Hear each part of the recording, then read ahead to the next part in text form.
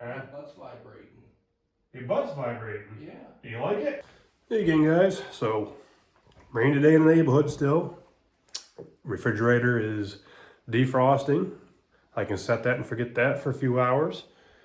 So, while that's doing its thing, Dave McSqueaky is still on sick call. Still alive, I just ain't worth shit.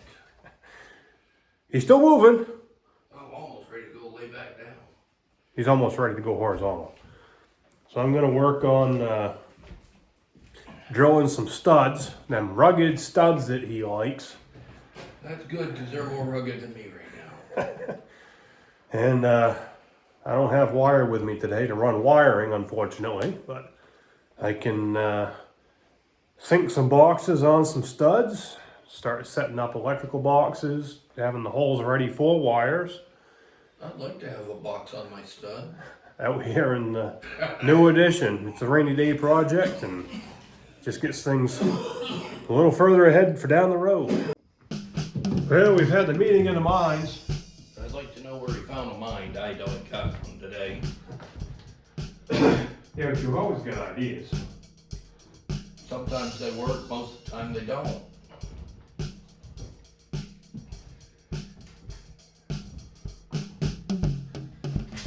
Alright. These have marks for 3/4. Halves. Some of them do 3/4. Yes. Some want to space out 3/4, that's much 3/4. Yeah, but they're only come from the store marked at half. This one's gonna mark 3/4. Blue ones don't. The blue ones suck.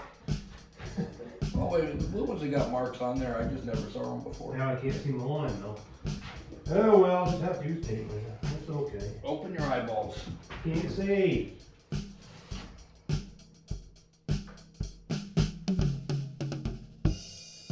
Could be. Oh, they are hard. Look good to you? Looks good to me.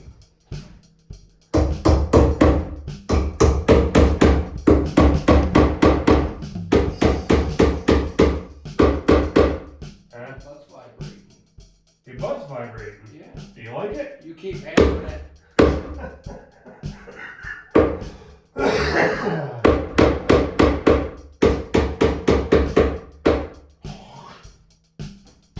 Good thing there's no screens on these windows yet.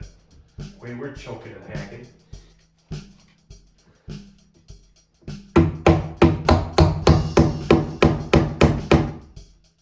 think it moved. No, we're good there. We're good there. Okay.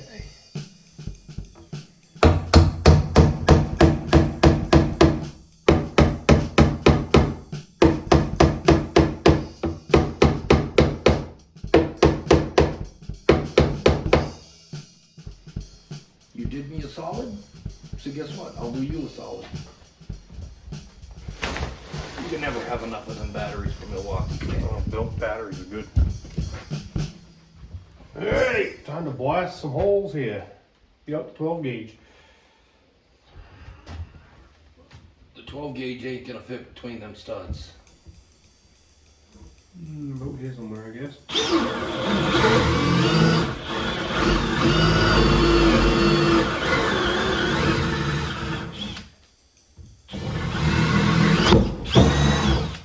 As you get a little dull, you drill a few holes. Yeah, how many nails you drilled with this thing, Dave? How many have you drilled? How many nails? None. Maybe you. It's gonna be a diagonal hole. Yes, it is.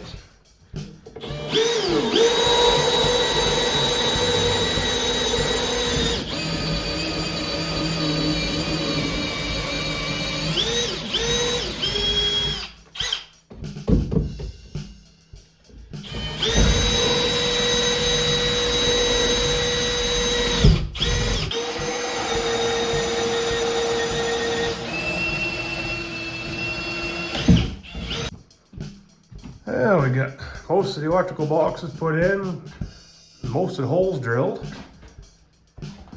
Got the great supervisor down here.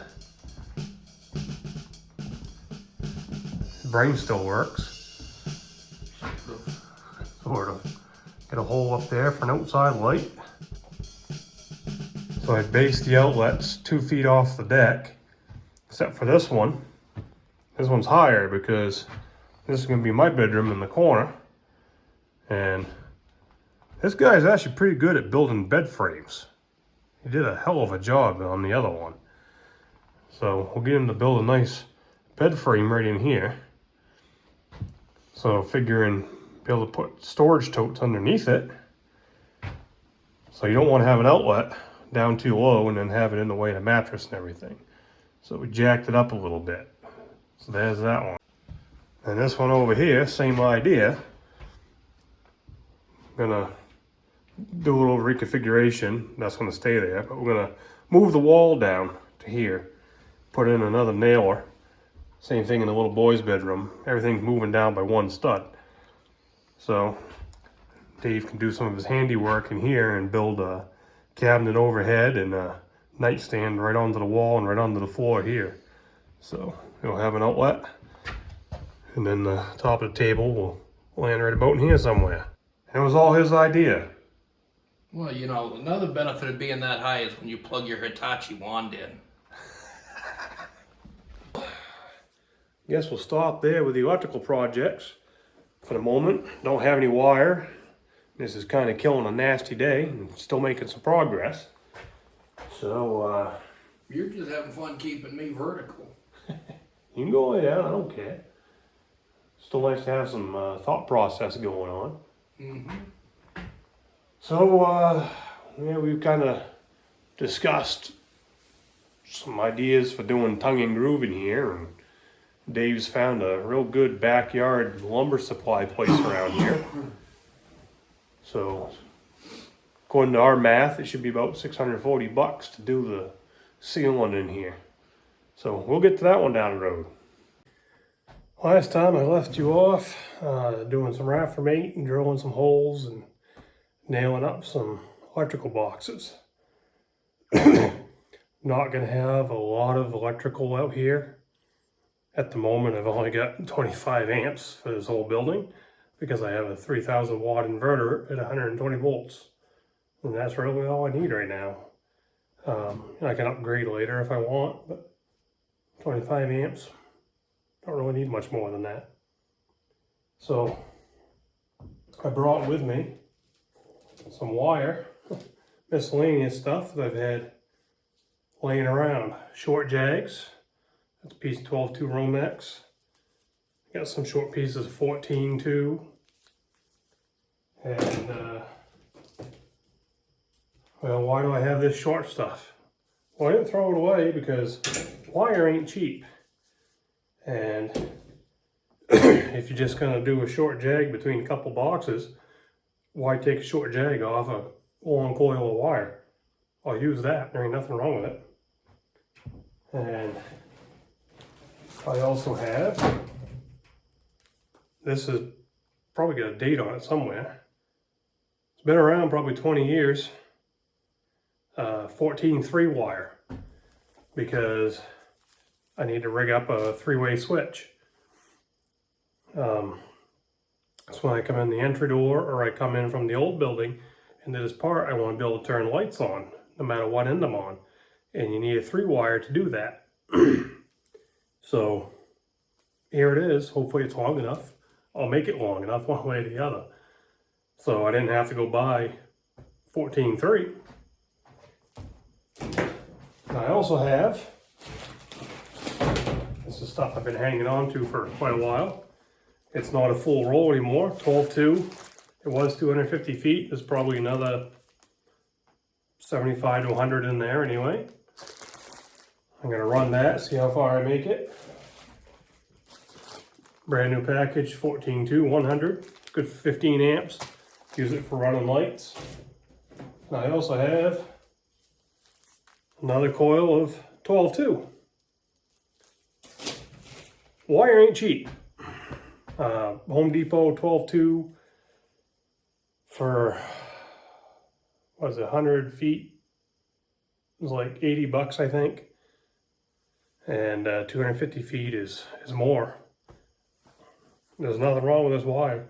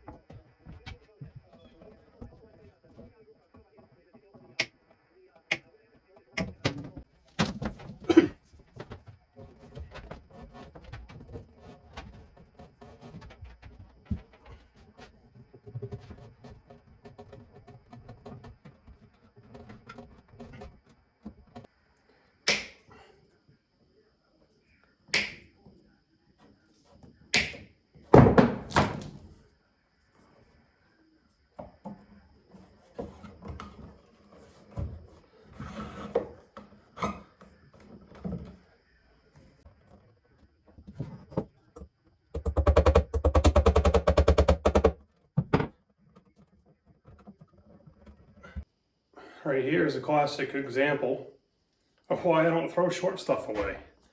This actually has a date of 2014 on it. This is 10 years later. It's been sitting on the shelf. There's not a thing wrong with it. Saves money, right? Why cut a much wire off a full roll when it costs as much as it does these days? 10 years ago, this didn't cost what it costs now. So this lower box is in a string of outlets in what's going to be the hallway. So that's all going to be fed with 12-2. This is going to be a light switch going to an outside light. I can feed that with 14-2. So I can come off this box with 14 up to this one, and then 14 out of here going out the wall for the light. Got 14 right here. I mean, I could do it with 12 also, but I got to 14, so why not use it? Yeah, ain't going nowhere now.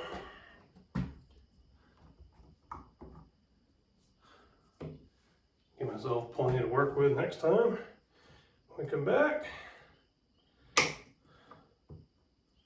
Snap her off. Yeah.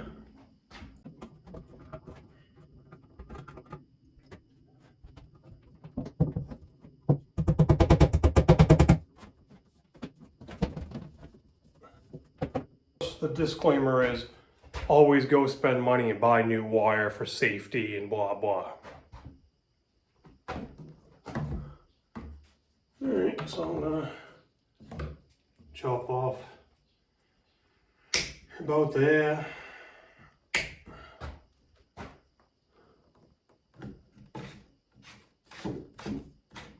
Stick that right through the wall, just like that. Well, I've made it. Made it down this wall. All the way to the end. Alright, in the roof shingling video earlier today, I told you things are going to look kind of out of sequence about roofing and stripping and insulating and wiring and all that. That's just how it's going around here. Not holding up one thing to wait on another. So, you know, I'm tired of being on the roof today. I'm not farting around anymore at this time of the day to go around the skylights. So I'm gonna plug away in here on them. I'm on something good and solid, nice and flat. And it's gonna be done, right? So the plan in here is 3 rooms. This area here is gonna be the living room area. And then I'm gonna have 2 bedrooms over this way. And then I'm gonna run a 4-foot wide, roughly, give or take, hallway right down through here to the door. Well, need lights, right? So my thought is, in the living room area, I'm gonna do a ceiling fan, be able to move air around, even in the wintertime. Get that air moving, that'll move heat. In the summertime, move air around, keep yourself cool, right? So if I wanted to put lights hanging from the ceiling with a vaulted ceiling, I'd have to get wires up in these rafters, which I've already started insulating. And I was thinking about doing ceiling lights, and the more I thought about it, the more I thought, well, why don't I do wall mount lights? Like a couple nice looking wall mount sconces or something. If I can put them high enough, they'll be out of the way, so, you know, roll something in and out. Not going to be hitting on it, not going to be banging my head on it, nothing like that. So I think that's what I'm going to do. I think that would look pretty nice. And only need a couple of them, one down on that end and one up in here somewhere. And they're going to be on a 3-way switch. So you come in that door, you can turn them on and off. And then you come through this partition wall in and out of the old portion, you can turn them in on and off. So I'm going to run a piece of 14-3 and throw a couple more boxes up high. And eventually I need to pick out a couple nice looking lights. Okay, I figured out where I want to put them. Got a box here, got a box there. Got them up about, the bottoms are about 69.5 inches off the floor. And right about where I'm standing right here is going to be the edge of a bedroom wall. So I'm right about on the corner of the bedroom wall, and this will be the hallway here. So there should be plenty of light in the hallway, and then the ceiling fan behind you will shed light behind the phone. So now I need to run wires from that box down the wall. I'm going to use my existing holes, come up, grab that light, and then run all the way back over to that divider wall, because that's where my power is going to be coming from. And this is my 14-3 wire, so this is my controller wire for my three-way switch. That's going to run in the opposite wall. So I'm going to see about running that from the door all the way around and down that wall to the divider wall. So my control wire for the switches is on the opposite wall from the lights. And I'm doing that for a reason. Reason being, there's going to be a partition wall coming right up through here with sliding barn style doors on it, like we did over in Dave's place. So the switch box for the light switches is not in yet because the wall's not in yet. It's not going in the exterior wall. So if I ran my control wire up this wall, I hit the door. Then I have to go up through the top plate, up through the rafters, and it's going to be a pain going through all them headers to get the control wire over here. Whereas I've already got holes drilled and I have a channel coming right around for it already. So that's my plan. So this is recycled wire. It's got a date 2011 on it, but there ain't nothing wrong with it. And hopefully it's long enough. We're gonna find out.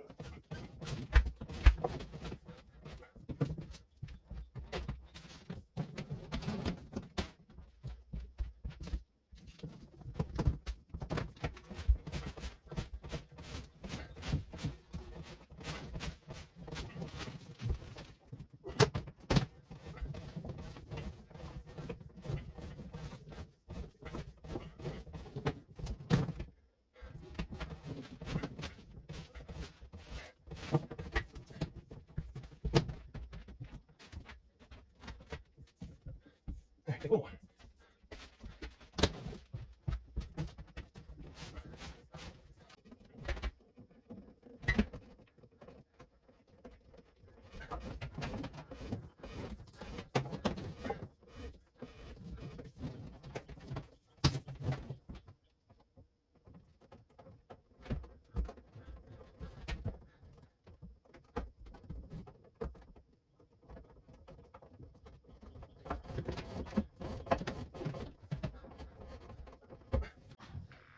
Alright, I need to roll that insulation down a little bit.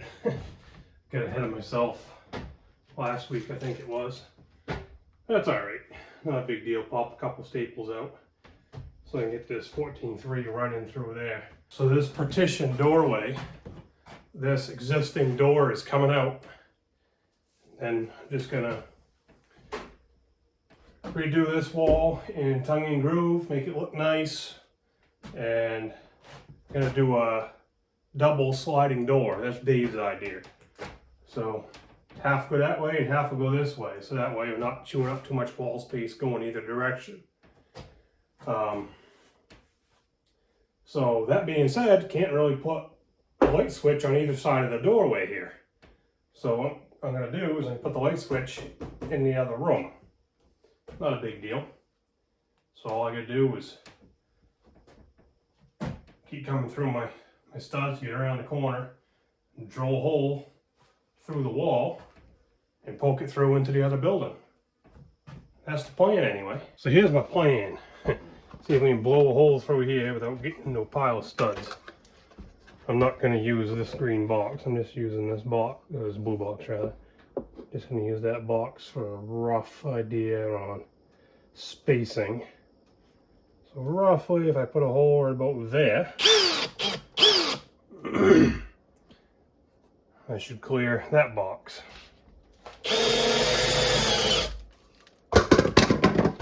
We'll see.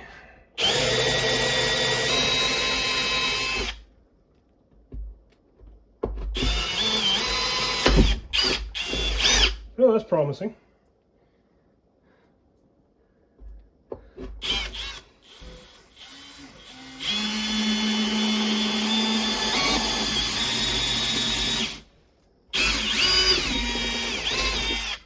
Yep. Now we go to the other side.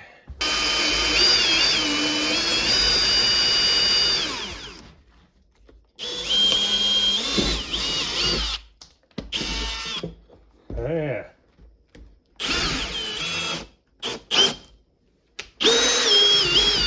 That'll work. Now if I can get to the insulation.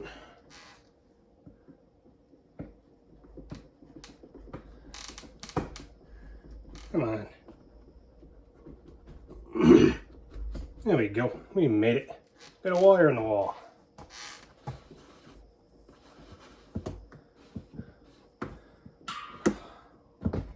Sweet.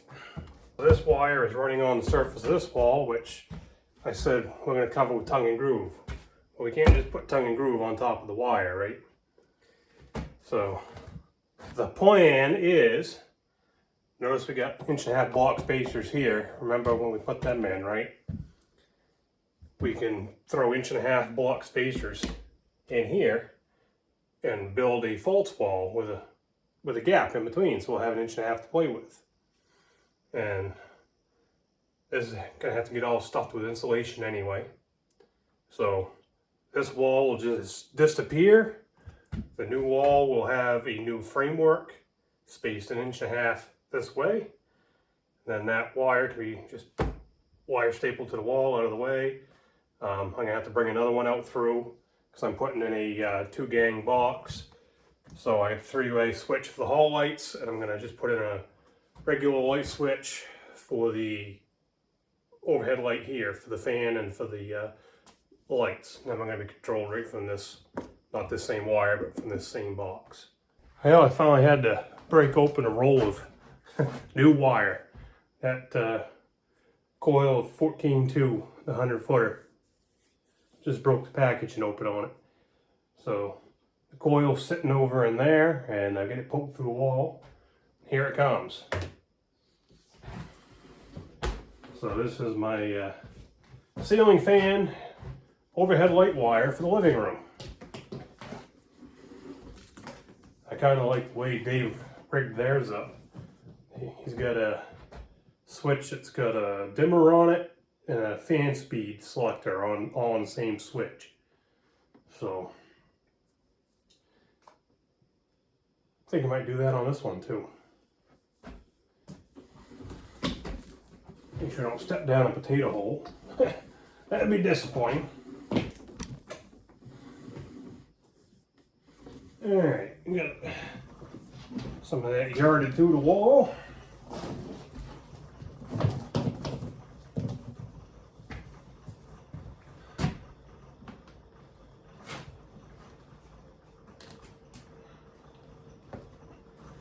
Tight corner.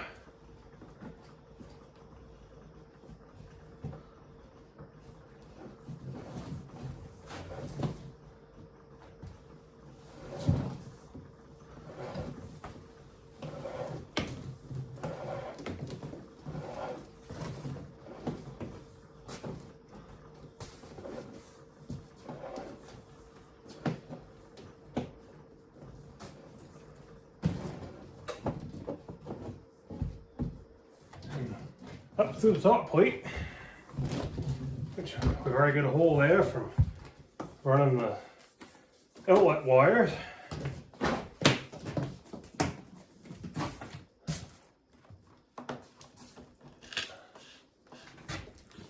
Oh.